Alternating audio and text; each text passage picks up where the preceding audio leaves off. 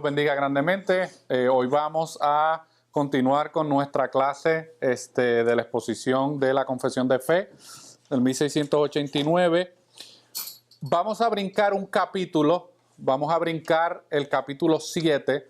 La razón es porque este capítulo en específico, aunque solamente tiene 3 párrafos, el contenido para explicar es bastante extenso y todavía estoy estudiando y preparando el material para ese tema en específico, ¿ok? Así que no es que lo vaya a brincar porque lo voy a obviar, es porque simplemente necesito un poquito más de tiempo para preparar el material, porque aquí en este aspecto hay diferentes posturas y a veces hay confusión en este aspecto de lo que tiene que ver con el pacto de Dios. Pero hoy vamos a entrar al capítulo 8 que tiene que ver con de Cristo el mediador, de Cristo el mediador. Y yo quiero leerles algo que aparece aquí en la confesión acerca de esto de la persona de Cristo. Pero antes de entrar ahí, estamos en la página 16 del manual que usted tiene de la confesión.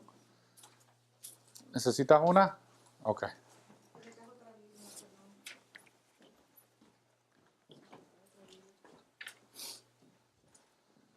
Ok.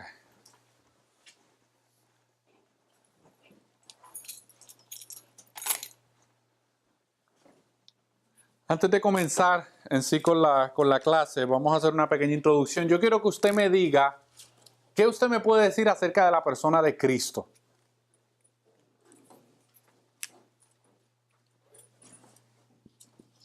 Cuando usted piensa en la persona de Cristo, dígame qué cosas vienen a su mente. Georgie. ¿Cómo? Perfecto.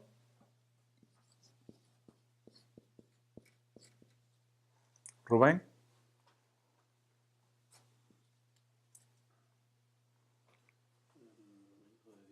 Hijo de Dios. Ajá.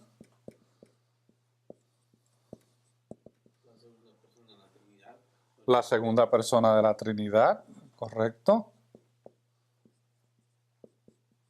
Yamil.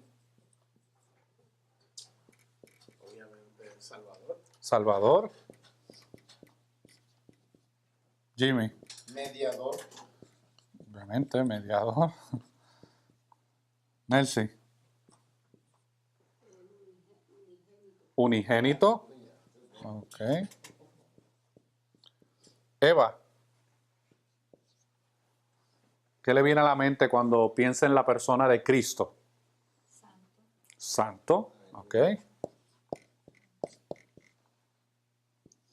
Jerica. Sacrificio perfecto. Ok. Sacrificio perfecto.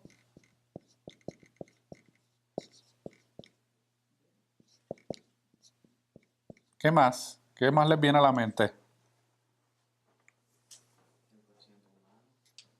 Eso es importante. 100% humano. 100% Dios. 100% Dios. Estas son cosas importantes acerca de la persona de Cristo.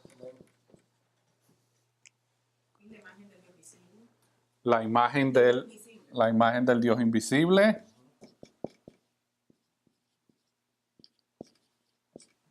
Es la palabra, es el verbo. El Dios invisible. Él es el verbo. Ajá, el verbo. Juez también. Justo juez. Ok, es juez. Judío de nacimiento. Sí, es un atributo, pero es rey. Es rey. Es fiel. Príncipe de paz celestial. Algunos nombres: todopoderoso, príncipe de paz. Profeta, sacerdote. Profeta, seguimos. Están amolados hoy. Profeta. David. Sacerdote. Sacerdote. Hijo de David. Hijo de David. El Mesías. El Mesías.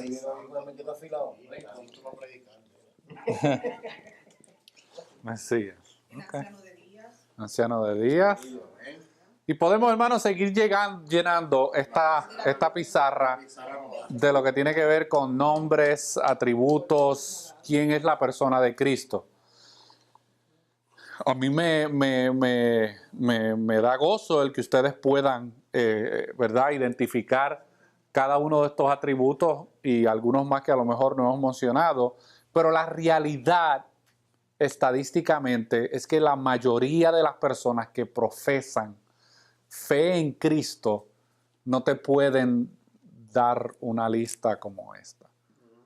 Casi siempre, en su mayoría, se queda limitado a Cristo el Salvador o Cristo el Hijo de Dios.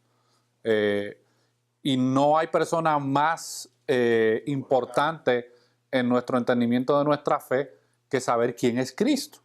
Porque Cristo no es solamente un Salvador, Él es muchas cosas. Miren lo que dice la confesión, no lo dice ahí, se lo voy a leer.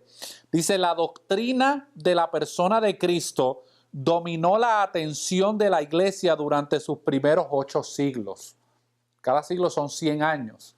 Así que de todas las doctrinas bíblicas, la doctrina de la persona de Cristo a la iglesia primitiva o la iglesia que se desarrolló luego del día de Pentecostés, le tomó 800 años llegar a tener un entendimiento bastante completo de lo que es la persona de Cristo. Y durante esos 800 años hubieron diferentes debates acerca de quién era Cristo. Algunos decían que era 50% hombre, 50% Dios. Otros que eran 100% Dios, pero imposible que fuera hombre. Otros que era simplemente un hombre, imposible que fuera Dios. Así que por casi 800 años en el transcurso de la historia de la iglesia, esta doctrina de la persona de Cristo ha sido estudiada, ha sido debatida, ha sido refutada.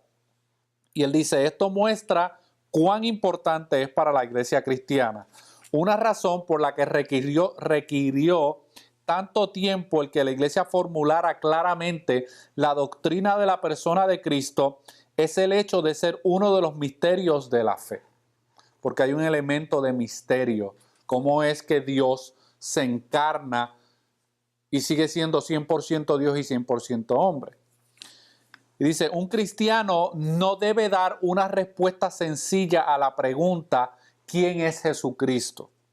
Debe decir que es Dios, pero no solo debe decir eso. Debe decir también que es hombre, pero no solo debe decir que Cristo es Dios y hombre. Debe decir que es Dios y hombre en 2 naturalezas distintas y sin embargo solo una persona. Ese es el misterio. Cuando yo no tengo un entendimiento claro de este aspecto de quién es Jesucristo, pues yo puedo llegar a creer en el Cristo equivocado. Y lamentablemente hay muchas personas que creen en el Cristo equivocado. Yo me he encontrado con personas de muchos años profesantes de fe que tú les haces esta pregunta de quién es Jesucristo y te dicen, no, pues él fue un buen profeta. Sí, pero ¿y qué más? No, pues él fue un buen profeta. Sí, pero ¿qué más? ¿Él es Dios? No, él era un profeta bueno, uno de los mejores profetas que hubo. Y tú te quedas pensando, bueno, pues entonces si piensan así, ¿realmente han confiado en el verdadero Cristo para salvación? Entonces, lo que esta clase nos va a permitir es poder hablar un poquito acerca de la persona de Cristo. Y yo quiero que vayamos allá a la confesión, a la página 16. Página 16.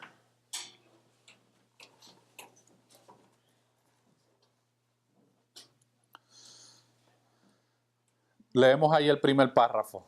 Y dice, agradó a Dios en su propósito eterno escoger y ordenar al Señor Jesucristo, su Hijo unigénito, conforme al pacto hecho entre ambos, para que fuera el mediador entre Dios y el hombre, profeta, sacerdote y rey, cabeza y salvador de la iglesia, el heredero de todas las cosas y juez del mundo, a quien dio desde toda la eternidad un pueblo para que fuera su simiente y para que a su tiempo los redimiera, llamara, justificara santificara y glorificara.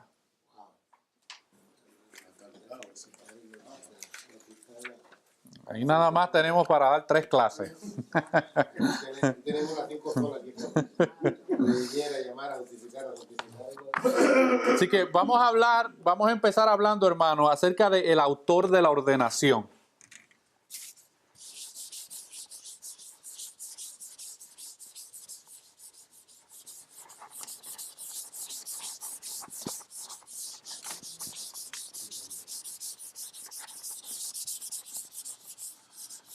Vamos a hablar del autor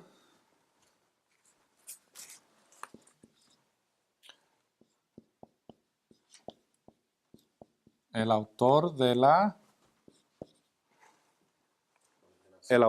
la ordenación. Ok.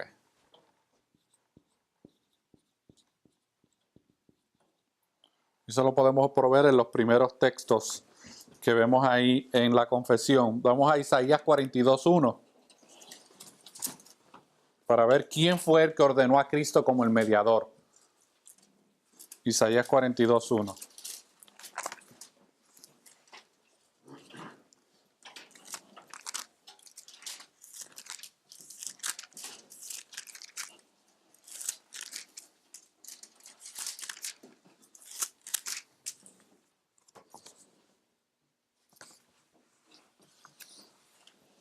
¿Tenemos? ¿Qué necesitas? ¿Necesitas un lápiz o algo?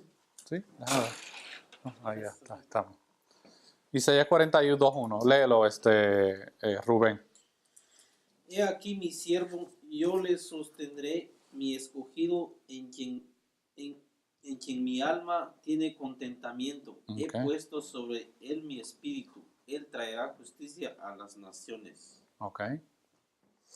En alguna de sus Biblias, no sé, ¿verdad?, qué versión ustedes tengan o qué casa publicadora, pero en algunas Biblias esas palabritas están en color rojo. ¿En alguna de las Biblias de ustedes está en color rojo ese texto? ¿No? Ok, está bien. En muchas de las Biblias de ahora no lo tienen en rojo, pero si usted consulta otras Biblias un poquito más, unas versiones de hace unos años atrás, hay unos textos que están en color rojo. Y cuando están en color rojo, él básicamente está hablando de una profecía o de algo relacionado al Mesías. Así que, según este pasaje, ¿quién es el autor de la ordenación de Cristo como Mesías? Pues Dios mismo. Es Dios, hermano. Y no lo tenemos que buscar porque creo que no lo sabemos de memoria. Juan 3:16. ¿Qué dice Juan 3:16? Juan 3:16, jóvenes. Porque de tal manera amó Dios al mundo que dio. Esa palabra que dio está hablando, Dios es el autor y Él hace la ordenación cuando hace la expresión de que Él dio. O sea que Dios es el autor de la ordenación de Cristo como el Mesías.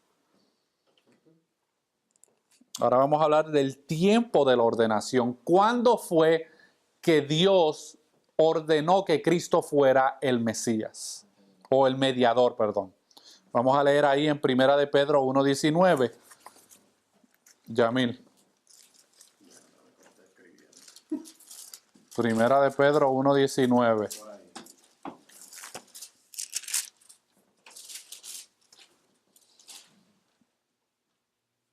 1:20. Perdón, léete el 19 y el 20.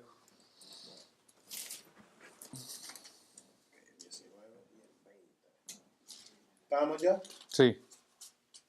Ok, 1 de Pedro 1, 19 y 20. Uh-huh.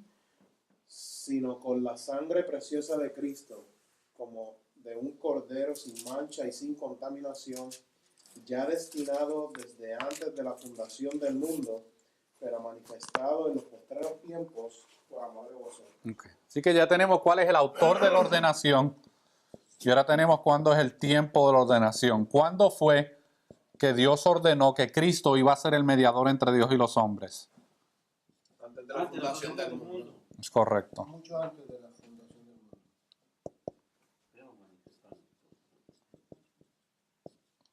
El tiempo de la ordenación fue antes de la fundación del mundo. Y va a haber un momento, un cumplimiento, que es obviamente cuando ya Él se manifiesta en carne. Y ahora vamos a buscar el marco de la ordenación. ¿Cuál es el marco de la ordenación? Eso lo podemos encontrar en el Salmo 110 y en Hebreos 7:21. Jimmy, Salmo 110, 4. Acuérdense que estas clases las estamos grabando. Sí, tome sus notas, pero no se distraiga tanto tomando notas que después se pierda por dónde vamos. 110. Salmo 110, 4. Esto tiene que ver con el marco de la ordenación. Y vamos a entender a qué nos referimos con eso, por si a lo mejor hay alguna duda. Déjenme llegar ahí. Salmo 110, 4.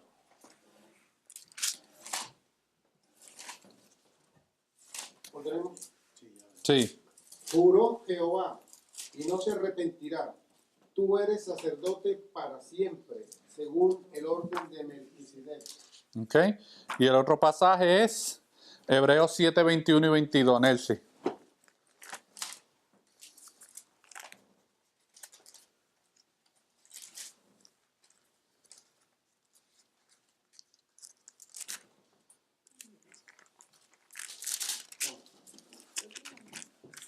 Hebreos 7, 21 y 22.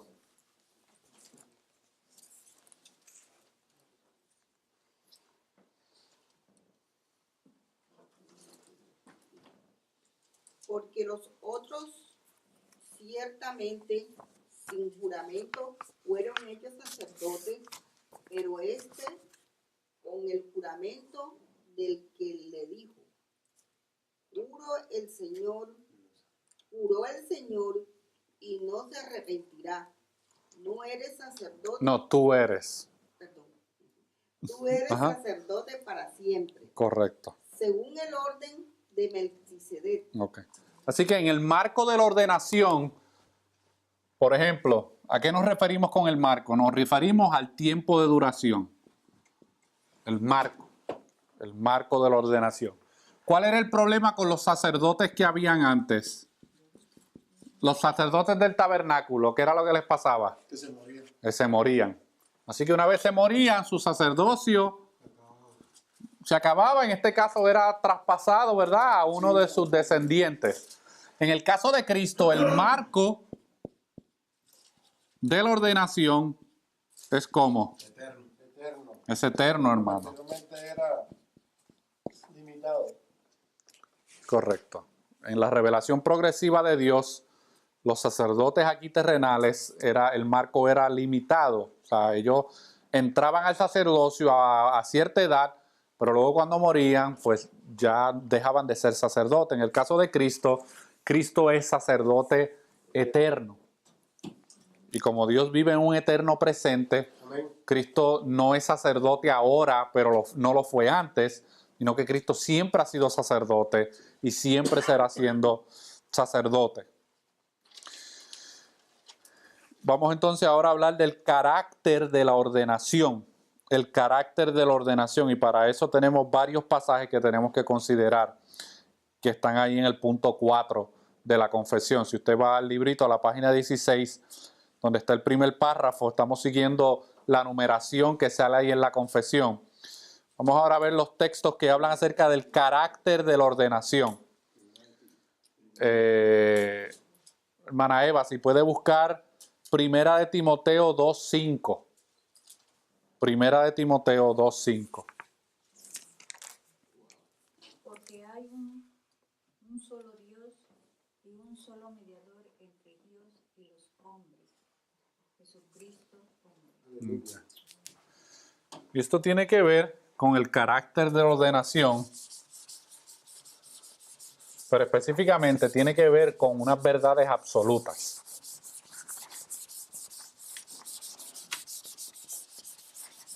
Okay. ¿Qué dice el texto de nuevo, hermana Eva?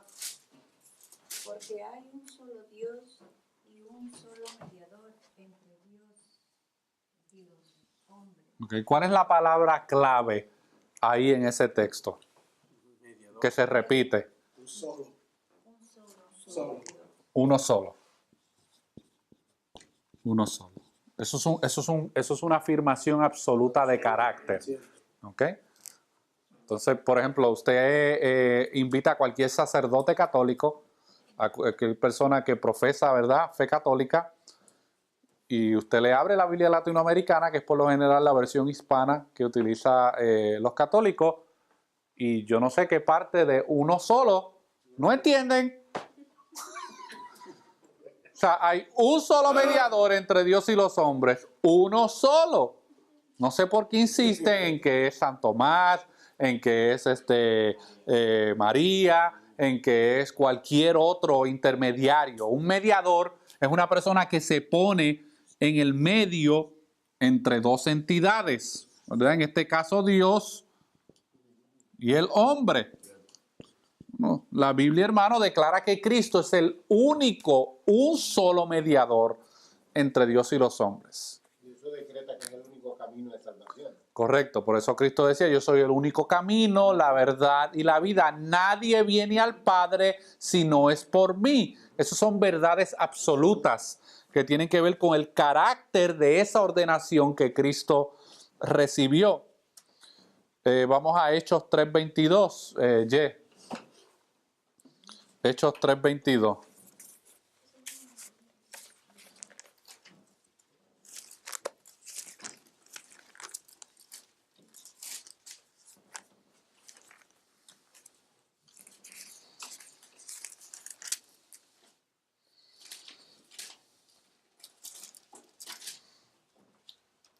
¿Lo tenemos? Ok, Hechos 3:22. Porque Moisés dijo a los padres, el Señor vuestro Dios os levantará profeta de entre vuestros hermanos como a mí. A él oiréis en todas las cosas que os hable. Ok.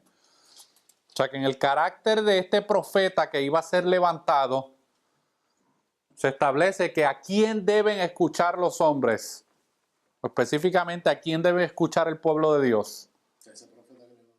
A ese profeta que levantó. Y ese profeta es Cristo. Por eso en el libro de Hebreos, capítulo 1, versículo 1, miren lo que dice. Acompáñenme, Hebreos, capítulo 1, versículo 1. Ahora nos ha hablado por él,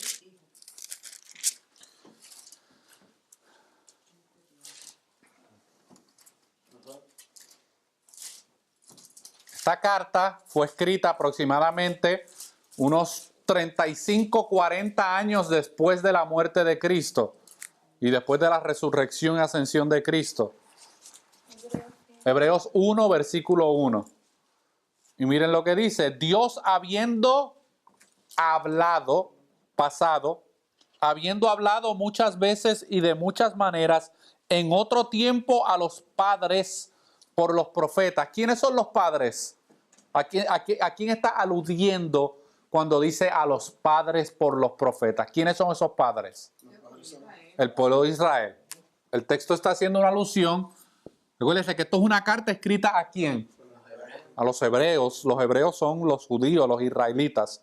Bueno, pues en otro tiempo Dios le habló a los israelitas, al pueblo de Israel, le habló de muchas maneras, a través de la zarza ardiendo, a través de los profetas, a través de las visiones de Daniel, a través de los sueños de Ezequiel y de las visiones de Ezequiel. De muchas maneras Dios le habló al pueblo de Israel. Dice, pero en este tiempo, en estos postreros días, nos ha hablado por el Hijo, a quien constituyó heredero de todo. Entonces, ¿cómo nosotros podemos llegar a entender la revelación de Dios? Lo tenemos que hacer a través de la persona de Cristo, hermano. Cristo es la llave que nos permite entender toda la revelación de Dios. Si nosotros sacamos a Cristo de nuestro entendimiento bíblico, no vamos a llegar a tener una comprensión completa de lo que Dios ha revelado. Y esto tiene que ver con el carácter de esa ordenación. Vamos a considerar otro pasaje. Vamos al Salmo 2, versículo 6. Rubén. Salmo 2, versículo 6.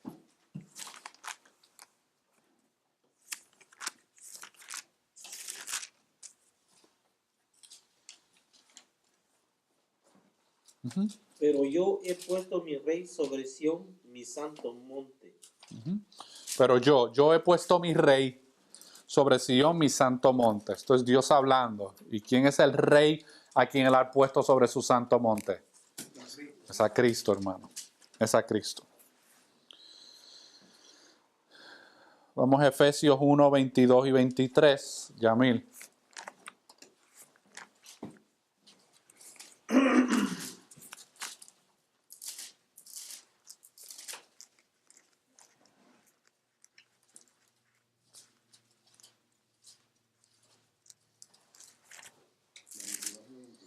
Efesios 1, 22 y 23.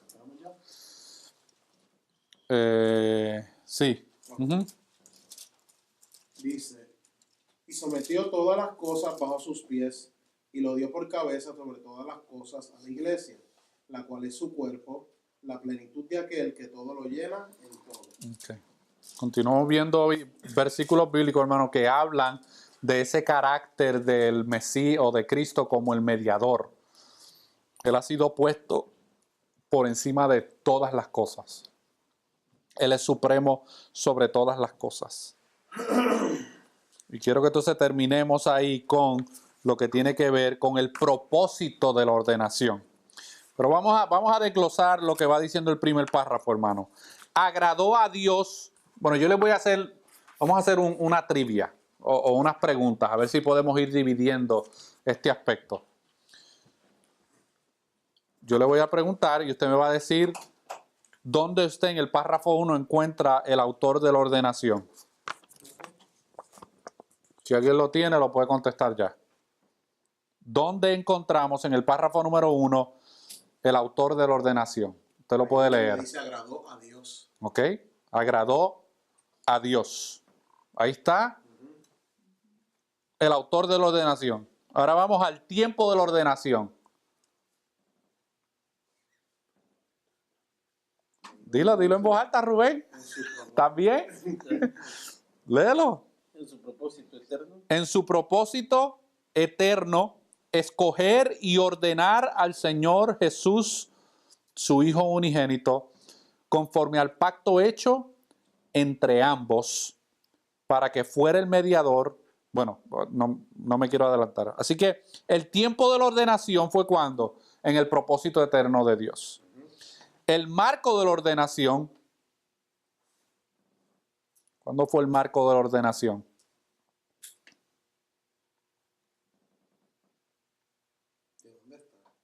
Uh-huh.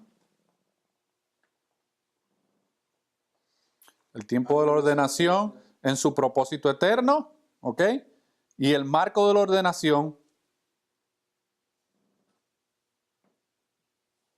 De toda la eternidad. De toda la eternidad. No. No. Mire, si usted se fija bien, está en letrecitas pequeñas, pero si se fija en el párrafo, le da exactamente dónde es que comienza cada uno de los puntos. No sé si se fija bien que dice agradó a Dios y tiene un número 1. Y después el 2. Ok. Es que lo leíste, donde dice escoger. Es correcto. Escoger y ordenar. El tiempo de la ordenación es en su propósito eterno. Entonces donde dice escoger y ordenar al Señor Jesús, Conforme al pacto eterno entre ambos, es el marco de la ordenación. ¿Ok? ¿Cuál sería el carácter de la ordenación? ¿Cuál es el carácter de la ordenación? Para que fuera el mediador. Para que fuera el mediador entre Dios y el hombre, profeta, sacerdote, rey, cabeza y salvador de la iglesia, el heredero de todas las cosas y juez del mundo. Eso tiene que ver con el carácter de ese mediador. Él es todas esas cosas que dice ahí. ¿Y cuál es el propósito de la ordenación? Pues lo que nos queda. ¿Cuál es el propósito? A quien Dios desde toda la eternidad un pueblo para que fuera su simiente. Okay. Vamos a ver cuál es el propósito. ¿Cuál es el propósito que Dios Padre decretó que Cristo fuera mediador? Vamos a enumerarlo. El primero, ¿cuál es? para que fuera simiente, Para que fuera simiente. para que fuera su simiente, Para que fuera su simiente. Ok, ¿qué más? para que a su tiempo lo redimiera, Para redimir. llamar, Justificar, Voy por ahí, voy. Llamar, justificar, santificar y glorificar.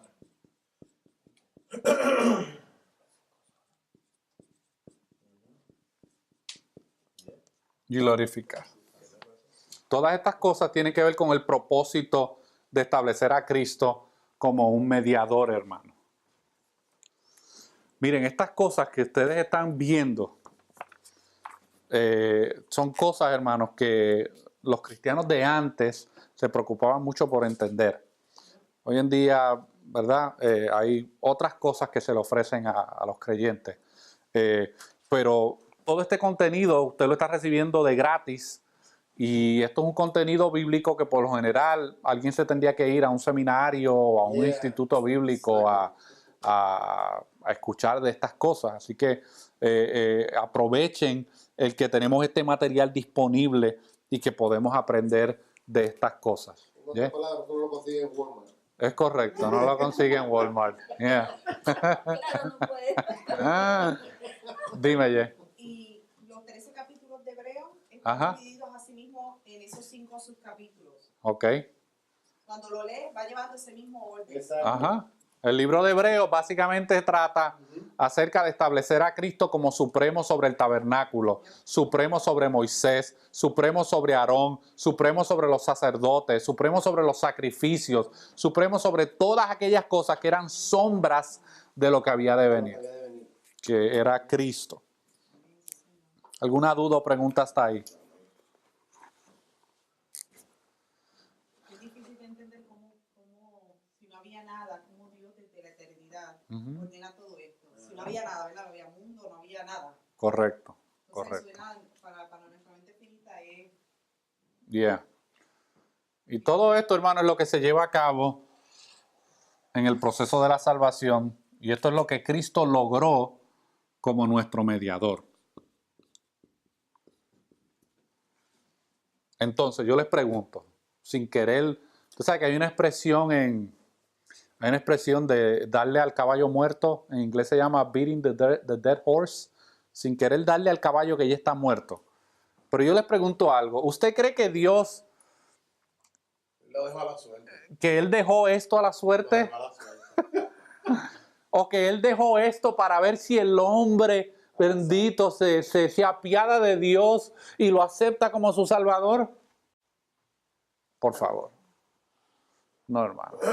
Dios no iba a establecer a Cristo como el mediador entre Dios y los hombres para ver si los hombres en su libre albedrío reaccionaban por su propia voluntad a estas cosas. No, hay un plan eterno de Dios, hermano, donde Dios iba a establecer una simiente.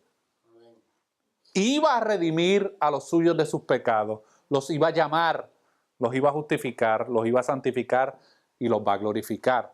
Esto, hermano, tiene que ver con la seguridad de la salvación. Con la seguridad de la salvación. ¿Usted cree que Dios va a salvar a alguien para luego no llevar esto a cabo? No, no.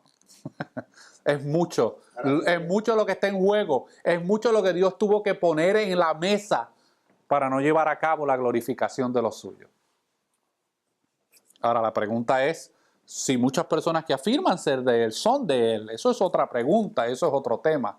Pero aquellos que Dios ha salvado, que Dios los tiene como su simiente, los ha redimido, los ha llamado, los ha justificado y los está santificando, usted puede tenerlo por seguro que Él los va a glorificar. Amén.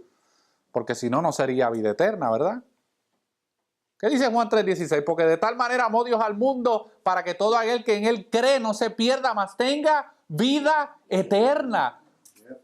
No es vida temporal o vida sujeta a las decisiones del hombre, es vida eterna, hermano. ¿Cómo Cristo va a hacer una afirmación como esa y luego entonces al final del día se le van a perder 2 o 3? acabas de dar un jaque mate. O lo va a dejar en manos ¿Ah? o lo va a dejar en manos del libre albedrío. O lo va a dejar en manos de la voluntad del hombre. No, hermano, o es vida eterna o no es vida eterna. Exactamente. Te acabas de dar un Viste a jaque mate predicar, en sí. tablero ajeno. Ajá. Pero es un tío Y esta vez no te que escapaste. era darle al caballo muerto. Por eso, no quería seguir dándole al caballo muerto, pero estas son las cosas que nosotros aprendemos, hermano, a través de establecer a Cristo como mediador. Él es un mediador eficaz. Es un mediador que lleva a cabo los planes Gloria a Dios, gracias. de Dios. Catarsis, papá. ¿Ah? Qué catarsis. Bueno, Mire, si nosotros con todo esto que estamos entendiendo y que estamos recibiendo hoy, domingo no adoramos de aquí en adelante a Dios como Él merece, a Cristo como Él merece. Entonces sí, estamos va. Móntate en el caballo muerto. Sí. espiritualmente muertos y espiritualmente enfermos y muertos. Correcto. Gracias, hermano. Bien, bien. Un buen punto. Eso es así. Un buen punto. Sí. Amén. Eso es amén. Amén. Vamos ahora al párrafo número 2. Párrafo número 2.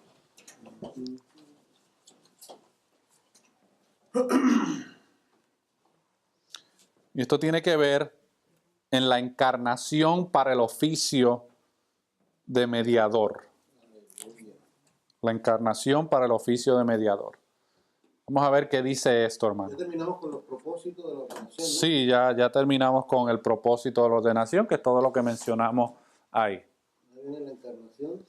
Ahora viene la encarnación para el oficio de mediador. Esto es cómo se llevó a cabo en términos humanos este aspecto de Cristo como mediador. Vamos a leer ahí el párrafo de la confesión.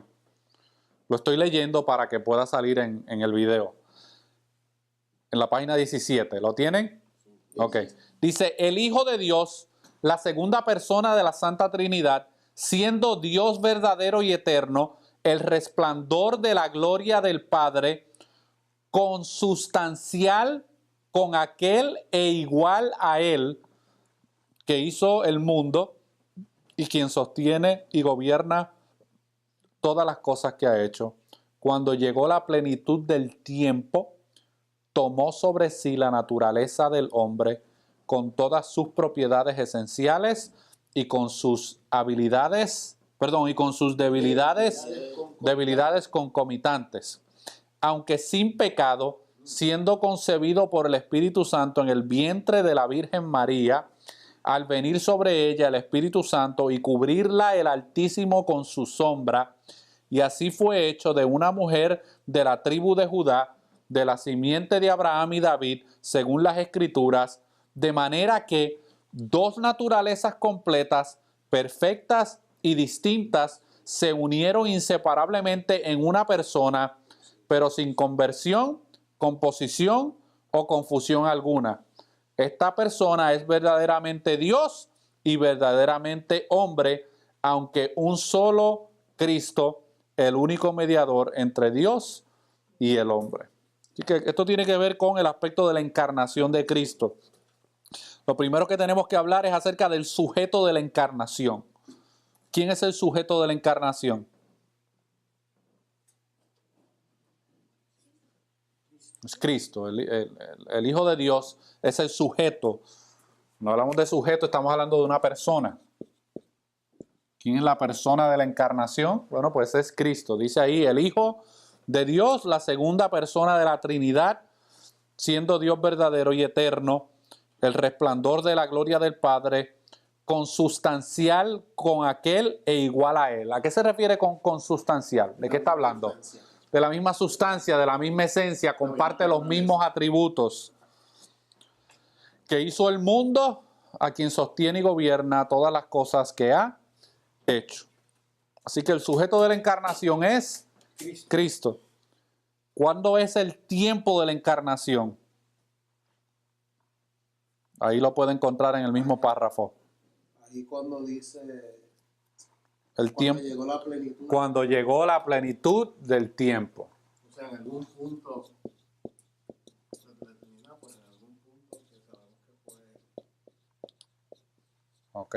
Si vamos a hacer como un tipo de un timeline, es correcto. En español sería un calendario de tiempo. Se vería de la siguiente manera. Ok. Vamos a decir que aquí está la eternidad, ¿verdad? Nosotros no tenemos más información acerca de la eternidad acá, ¿verdad? Eternidad pasada, según nuestro tiempo. Aquí tenemos el principio de la creación. Aquí es cuando la Biblia nos revela, ¿verdad?, lo que nosotros sabemos. Okay. Tenemos la creación. Aquí tenemos el día de hoy. Hoy, martes 23 de agosto.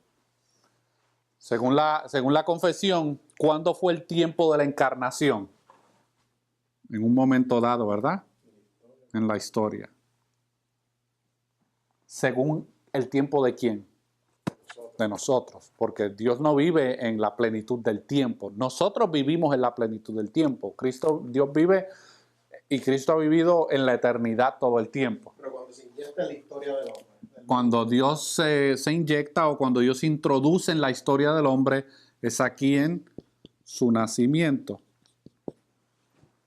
En su nacimiento. El tiempo de la encarnación fue específicamente cuando Dios decretó que iba a suceder. Y miren, esto estaba profetizado.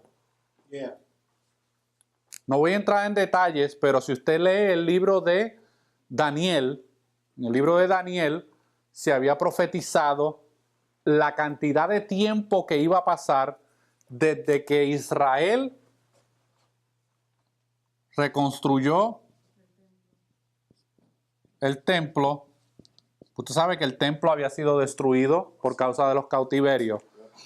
Y desde este tiempo se había profetizado exactamente cuántos años iban a pasar desde ese momento hasta la venida del Mesías.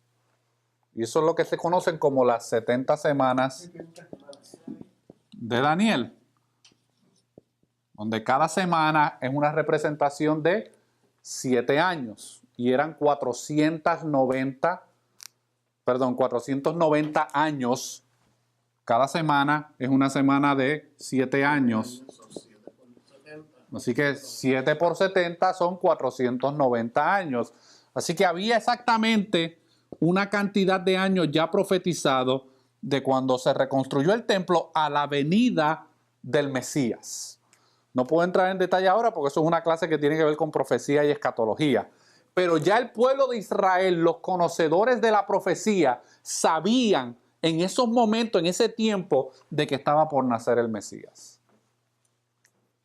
Por eso es que hay comentaristas que dicen que cómo es que los reyes magos, o los sabios magos, cómo es que ellos supieron acerca de que iban a ser el Mesías en ese tiempo y en ese momento. Bueno, porque según algunos comentaristas e historiadores, ellos tenían un conocimiento de esas profecías que se habían dado acerca de la venida del primer Mesías. Es más, Herodes sabía de esas profecías y por eso mandó a matar a todos los niños que habían nacido, que tenían 2 años o menos.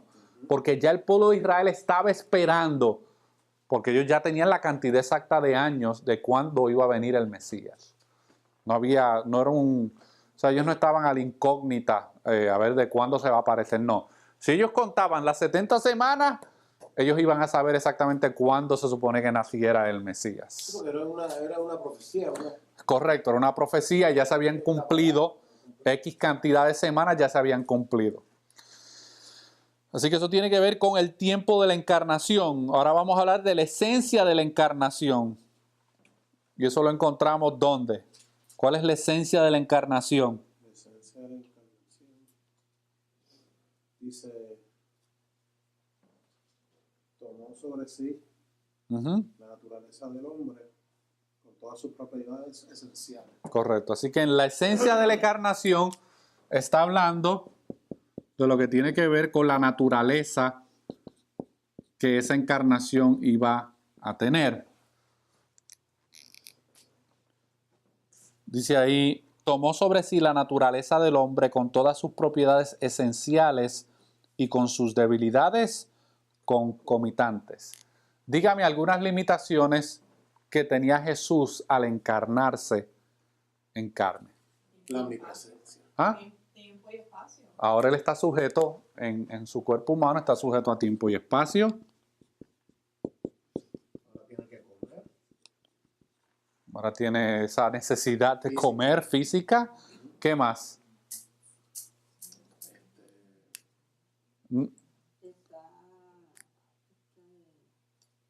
Está recibe como el dolor. Como experimenta el dolor, la angustia, ¿qué?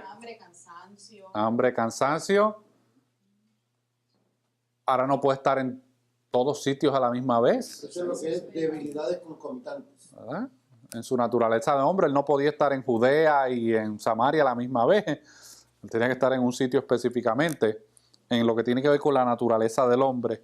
Así que en la esencia de la encarnación, básicamente está hablando de la naturaleza humana que Cristo tomó, y eso pues representaba ciertos retos, ciertas limitaciones, iba a experimentar ciertas cosas que como humano, los humanos experimentan y que en este caso Dios, como Dios eterno, no experimenta, como es el cansancio, el sueño, el hambre. Y eso está ahí en el párrafo, en la parte número 3, donde dice que tomó sobre sí la naturaleza del hombre con todas sus propiedades esenciales y con sus debilidades concomitantes. ¿Cuál fue el modo de la encarnación? ¿Cómo fue que Cristo se encarnó? Siendo concebido por el Espíritu Santo. Ese fue el modo en que Él se encarnó, hermano, siendo concebido por el Espíritu Santo en el vientre de la Virgen María, al venir sobre ella el Espíritu Santo y cubrirla el Altísimo con su sombra. Y así fue hecho de una mujer de la tribu de Judá, de la simiente de Abraham y David, según las Escrituras. Este fue el vehículo, hermano, que Dios tomó o que Dios decretó para que Cristo se convirtiera en el mediador entre Dios y los hombres. ¿Y por qué tenía que ser de esta manera? Cristo se pudo haber presentado simplemente así como Él era en la eternidad. Porque necesitaba ser humano también. ¿Okay? ¿Por qué necesitaba ser humano?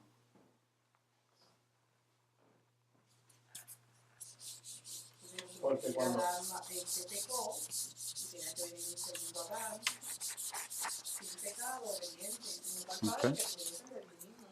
Un mediador, hermanos, un mediador es ¿qué? ¿Qué es un mediador? intermediario. Es un intermediario, pero más que eso, o han añadido, Representante. es un representante.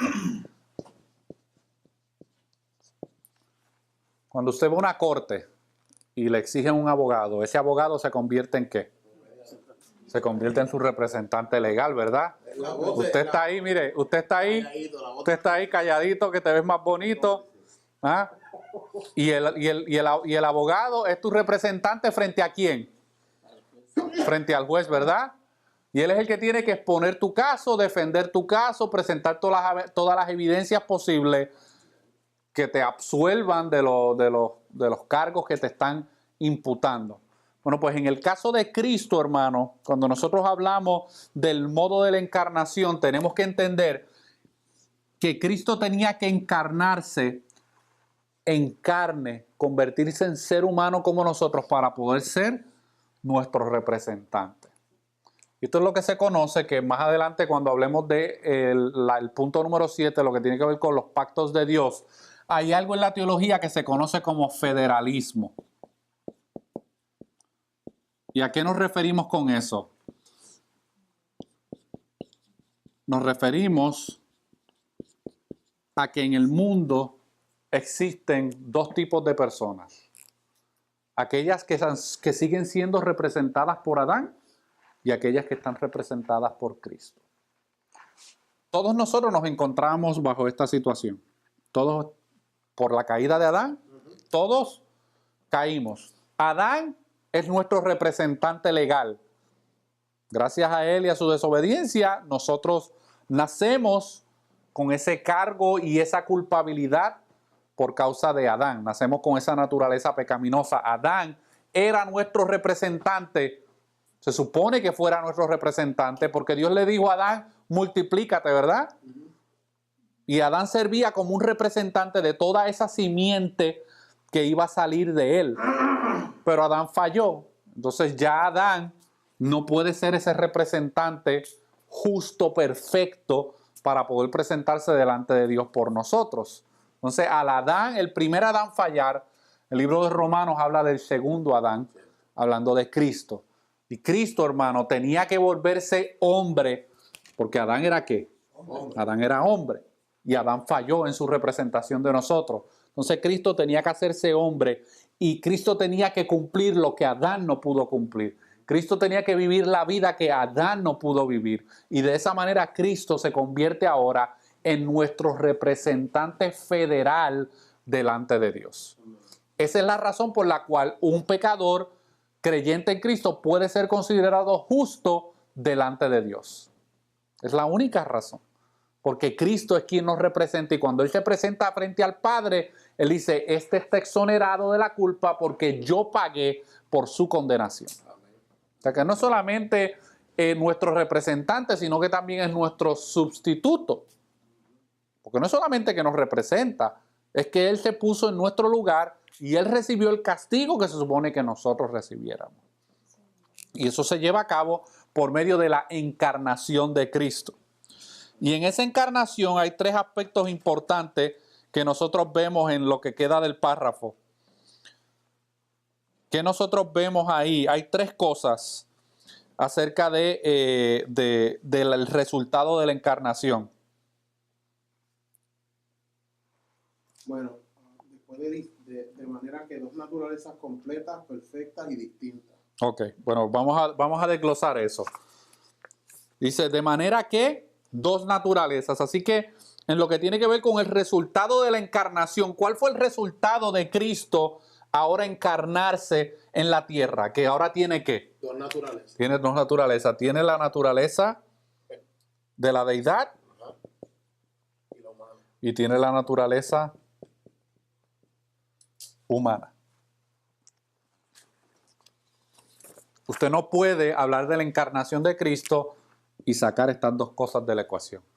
En el momento en que usted las saca de la ecuación, usted está creyendo en otro Cristo.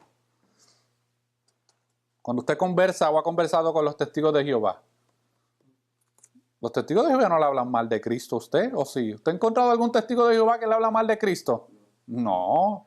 Ellos te hablan de Jesús, pero hasta ¿cómo es que dice el refrán? Ahí donde la puerca entorcha el rabo, hasta que entonces empezamos a hablar de este aspecto de la humanidad y de la deidad de Cristo. Ahí es donde entonces se acabó la conversación, porque para ellos Cristo es ¿qué? Solamente humano. Él no es deidad, Él no es Dios, Él no es 100% Dios, 100% hombre, Él es simplemente un profeta más, muy bueno, un poquito mejorcito que los demás que ya habían venido.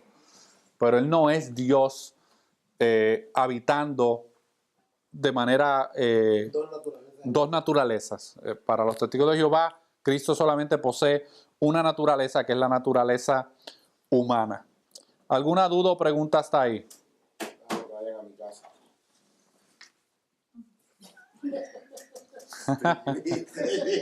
Yeah. Volviendo al punto que hablaste, que tiene que ver con esto, con la encarnación de Ujú. Cristo, en Lucas 2:25 Sí. habla de Simeón, Ajá. que Simeón estaba esperando la consolación de Israel y por el Espíritu Santo, a él había entendido, el Espíritu Santo le había dejado entender que él no iba a haber muerte. Ujú. Y ese mismo día el Espíritu Santo lo llevó al templo y él cargó a Cristo. Correcto. Que ahí está el punto probado por la Biblia de Ujú. que ellos estaban esperando en ese tiempo que Dios Es señaló correcto, por correcto. las semanas de Daniel, que Cristo, ese Mesías, iba a venir en ese momento. Eso es así. Eso es así. Está en Lucas 2:25. Eva, ¿tenía alguna pregunta, alguna duda? 25. La vi como que iba a preguntar algo. Ya se me- ¿Se le olvidó? No. Ajá, dígame. Usted mencionó a los testigos de Jehová. Sí. Los testigos de Jehová no creen en la Santísima Trinidad. Correcto. Yeah. Entonces, cuando ellos me dijeron que no creían en la Santísima Trinidad, yo le digo, entonces ustedes están perdiendo el tiempo conmigo. Yeah. Así que, por favor, se me retiran, le digo, Yeah. porque estamos mal. Correcto, Hemos correcto. empezado mal. Yeah. De ahí no más, porque antes me venían todos los sábados, Sí. insistían. Podemos pasar para a explicarles sobre la Biblia, le digo, no, tengo que hacer. Ujú. Aquí nada más le digo, sean breves y esto. Y cuando yo les pregunté, porque ya no sabía qué decirle, Ajá. le digo, una cosita, le digo, ¿ustedes creen en la Santísima Trinidad? Me dijo, no. Yeah. ¿No creen en la Santísima Trinidad, que es el Padre, el Hijo y el Espíritu Santo? Ajá. Sobre todo el Espíritu Santo. Le Yeah. digo, cuando usted ora, le digo, no siente el poder de Dios Ujú. que entra a su vida. Me dijo, no, yo no siento nada. Que no siente nada, le digo. Ajá. No, le digo, entonces estamos mal, por favor, retírese. Correcto. Mire, yo he tenido la oportunidad de conversar con algunos. Cuando ellos dejan de tocar su puerta, es porque ya ellos en su sistema ellos tienen por direcciones y por sectores todas las casas que ellos visitan. Y cuando una persona, ellos se enteran que esa persona es cristiana y que esa persona les puede hablar acerca y los puede confrontar o les puede mostrar por las escrituras, ellos no vuelven. Y ellos marcan esa casa. Sí, ellos marcan esa casa en su mapa, le ponen una X, aquí no vuelvan. Es cierto, porque ya hacen como 6 meses que ya no van a la mía. Aquí no vuelven. De verdad, hace rato. Lo senté un par de Cuando veces. Ajá. tocan la puerta, lo primero que preguntan, ¿cómo se llama? Yeah, Eva. Oh, Eva. es correcto. Ya se les va grabando y dicen, no, ahí no llega. Es correcto. Una vez ¿Eh? estaban pasando por nuestro vecindario, algunos de ellos, y estaban pasando casa por casa. Ajá. Y cuando yo vi que llegaron a la casa del lado de la nuestra, le dije, que Dios, que no vayan a la mía, porque ahí está mi papá. Y no fueron. Ahora sé por qué. Yeah. Mono, Formar ahí. mono sabe para lo que trepa, dicen por ahí el refrán. Pero no es solamente los testigos de Jehová, los mormones también niegan ciertos elementos de la naturaleza de Cristo como hombre y como Dios. Los unitarios, okay, los musulmanes. Mire, usted quiere saber si alguien pertenece a una secta o no, pregúntele qué cree acerca de la persona de Cristo. Esa es la piedra en la cual todos tropiezan. Es que Cristo es la piedra. Correcto, Cristo es la piedra de tropezadero para aquellos que se pierden. Cristo es la piedra. Y usted quiere saber si una persona está en el error, no le pregunte mucho, pregúntele qué tú crees acerca de Cristo. Y ahí usted va a tener las respuestas necesarias para saber si usted está hablando con una persona que está en una doctrina de error o en una doctrina que no es bíblica. No se ponga a debatir que si Romanos capítulo 9, que si tenemos o no tenemos libre albedrío. No. Pregúntele qué tú crees acerca de la persona de Cristo. Y ahí es suficiente, hermano. Esa es la piedra. Ahí es suficiente para desmantelar cualquier argumento. Amén. Lo vamos a dejar hasta ahí porque los otros puntos son un poquito más extensos y no quiero simplemente hacerles ahí como no. Quiero que nos detengamos un poquito porque también quiero que veamos todas las evidencias bíblicas de ese párrafo número 2, porque hay un sinnúmero de pasajes bíblicos que tenemos que ver que hablan acerca de este aspecto de la encarnación para el oficio mediador de Cristo. Amén.